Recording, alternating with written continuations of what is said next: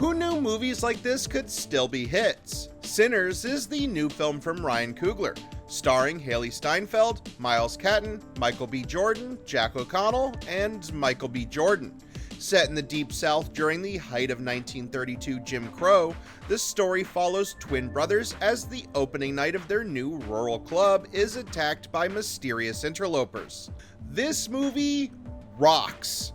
It's already been praised by every major film news and review outlet on the planet, so I'm pretty late to the party with this one. However, it's still very much worth discussing on this channel. Sinners is both something fresh, as well as a throwback to an older style of blockbuster. Firstly, this is a tightly focused film, set almost entirely within a 24-hour period.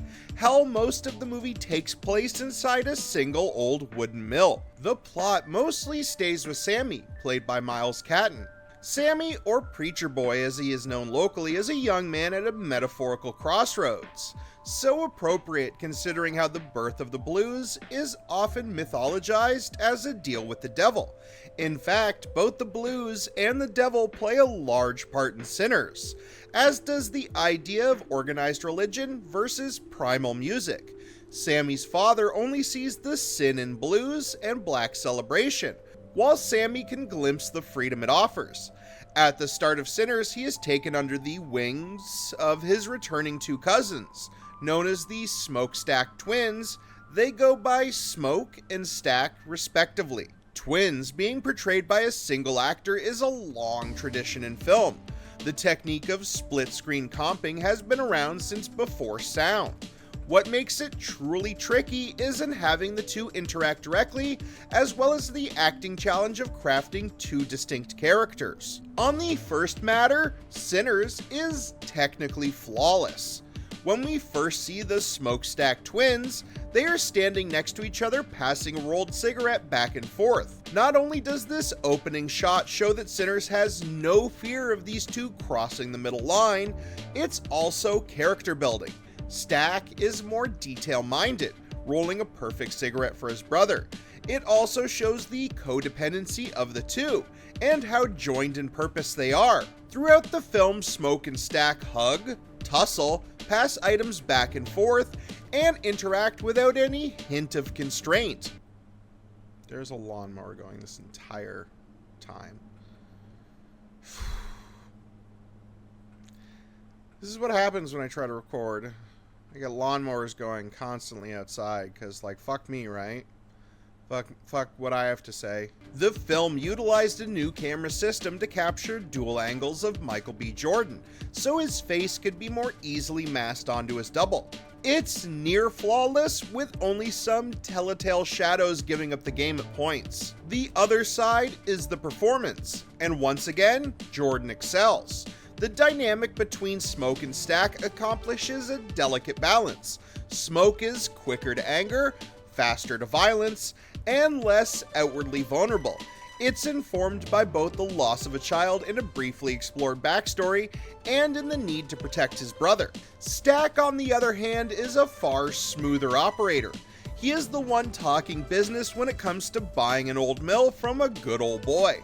In fact, the scene reveals a lot about both. Stack keeps the meeting mostly friendly, while Smoke is quick to remind the potential enemy that they are far from harmless. Smoke openly flashes his own gun, while Stack moves behind. Stack has a distinct brass knuckle knife. A knife, unlike a gun, is a far more intimate weapon. To use it, you have to get close. Stack has no problem doing that, whether with a smile or a large bag of money. Twin dynamics in film have often fallen into the alpha-beta dynamic. Jeremy Irons' dual performance in Cronenberg's Dead Ringers is the most nuanced depiction of this dynamic. It's clearly an influence on Jordan and Coogler's own take on the Smokestack Twins. But unlike Irons, there is no meek one when it comes to these two. Both men feel like equals, just sometimes with different instincts and motivations. Outside of Jordan and Catton, the other big performance in the movie is the almost show-stealing Jack O'Connell as the mysterious Remick. An Irish expat, he brings the other side of the film's dueling musical genres. Remick is steeped in the old Irish folk music of his lost homeland. When he first introduces himself, he and his followers break into a rendition of Pick Poor Robin Clean. It simultaneously manages to be creepy, ethereal, haunting, but also jaunty, funny, and tension-breaking. When it's reprised later in the film, it's a ticking clock build to a climactic explosion. Okay, so from here on out, we're going to talk about a key part of the film. If you have managed, somehow, to stay unspoiled about the direction this movie takes, then please turn this off and go watch Sinners. Yes, I guess, even though it will tank my average view duration. Alright, let's talk about vampires. Remick is a throwback to an older type of Nosferatu, one bound by some of the more fun rules. Firstly, a large part of the plot revolves around the fact that Remick and his turned vamps have to be invited into the mill. Without this expressed permission, Sinners becomes a siege movie. However, unlike something like Assault on Precinct 13, this film doesn't have our heroes firing out of windows. Instead, the assault is psychological. Remick uses those unlucky enough to wander outside to taunt, lie, cajole, and threaten those inside into letting them all in. It echoes Stephen King's seminal work, Salem's Lot, where the vampires were similarly devious. Remick also manages to be deeply sympathetic and understandable in his motivations. He genuinely thinks that he is freeing these black men and women from a life of racism, pain, oppression, and poverty. Given the world established in the first half of the film, it's not hard to see the appeal. However, what Remick offers is a trap, one that would remove a valuable and important aspect: their culture. Sammy is a member of an ancient spiritual tradition. His music is so moving, emotional, and transcendent that it breaks the barrier of life and death, time and space, and past and future. In a jaw-dropping scene, we see his performance conjuring the entire history of black music, from tribal dancing to crunking. Sinners is a film with a lot to say about music, racism, the power of tradition, and ultimately it's a very hopeful movie. Even though the ground below them is soaked in blood, these characters still have a reason to dance and to feel free. If I have any issue with the movie, it's in the editing. Specifically, the near constant choice to cut back to key lines that could have been left as simple foreshadowing. Before almost every big event, we get quick cuts to previous points, practically beating us over the head. I know audiences can have a shorter attention span these days, but it seems excessive at points. The choice to also start the film with a flash forward to one of the last scenes also robs the surprise of the genre twist. It also gives up too much about who makes it to the end.